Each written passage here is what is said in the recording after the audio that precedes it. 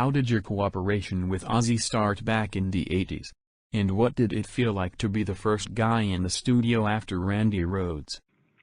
Ozzy, after Brad said that he was going to go back to Night Ranger, Ozzy was looking for a guitar player, and he went back to Dana Strum. He's the bassist, and, well, it doesn't matter. Yeah, okay. Dana Strum actually was, from what I understand, was the original bassist in Ozzy's band, and he, because Ozzy was living in LA at the time, and Dana would bring him guitar players to try out, and that's how he found Randy. So when he was decided, he had to find another guitar player, he went back to Dana Strum, and Dana Strum, basically, he got 10 guys that were supposed to be the best guys in LA at the time, and we all went into the studio. He gave us like 5 minutes to record whatever we wanted to record. Then he took a photo of us, and he sent the tape and the photos to Ozzy. And out of all those, there was, other than me, there was also George Lynch was one of them. Okay. And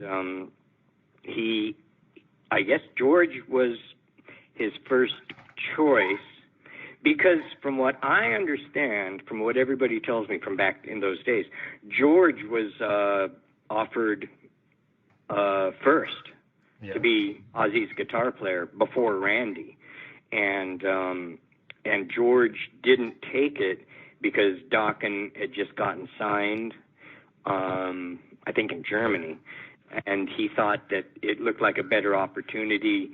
And, Ozzy was a mess back then. Yeah. So he decided to stick with Dokken rather than join Ozzy. And that's when Randy got the gig. And I got a call one night that Ozzy was going to be in town and he wanted to hear me play. And it would be with the band. The very next day I was supposed to show up to the studio. And I didn't know the songs. I didn't think I didn't think that was... I was going to get a call back. Yeah. So I had to go out. I borrowed the record from somebody, the first Ozzy album, and I learned Crazy Train and I Don't Know, and I showed up for the audition the next day.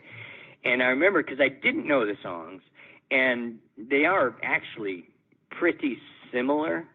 They're both in A. Yeah. They're both about the same tempo, and they have the 16th note lower A string predominating through it all. That when I did the audition, I would kind of mix the parts up.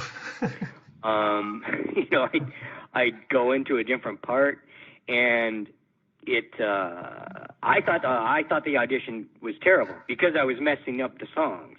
Yeah. But at the end, as I was packing my gear up, actually George walked in, and it was the first time I ever met him. Yeah. He walked in and he said, "How'd it go?" And I said, "Well, I don't know. I don't think I got it." And then Ozzy walked up and he looked at me and said, "Do you want it?" I said, "Do I want it?" And he goes, "Yeah. Do you want the fucking gig?" I said, "Yes." And then he turned to George and he said, "It's his. You lost it." And then he walked away. And that was the first time I saw Ozzy fire somebody. And it's never a pretty sight. But yeah, I hadn't even met George. Really, I hadn't. It was after Ozzy walked away, I turned to George and said, "Hi, my name's Jake, by the way." And it was a very awkward introduction for me and George, but he, I like George. We get along. Every time I see him, it's a good time. So I'm glad he didn't hold that against me.